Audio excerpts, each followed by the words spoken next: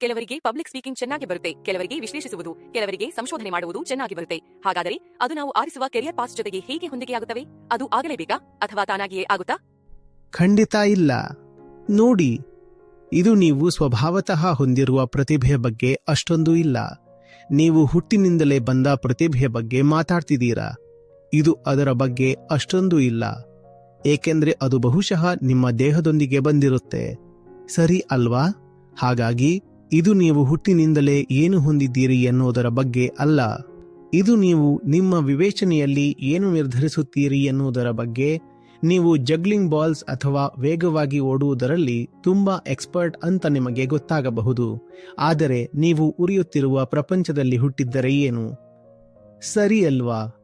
ಆಗಲೂ ನೀವು juggling balls ಅಥವಾ ವೇಗವಾಗಿ ಓಡುವುದರಲ್ಲಿ ನಿಮ್ಮನ್ನ ತೊಡಗಿಸಿಕೊಳ್ಳಲು ಬಯಸುತ್ತೀರಾ?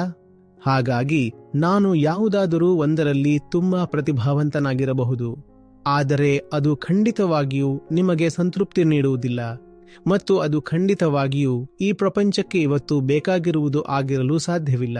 ಒಂದು ವೇಳೆ ಸರಿಯಾದ ಮಾರ್ಗವು ನಿಮ್ಮ ಟ್ಯಾಲೆಂಟ್ಗೆ ಹೊಂದಿಕೆಯಾದರೆ ಅದ್ಭುತ, ಇಲ್ಲವಾದರೆ ಆಗ ಸರಿಯಾದದ್ದನ್ನು ಆ ಟ್ಯಾಲೆಂಟ್ನ ಮೇಲೆ ಆರಿಸಬೇಕು.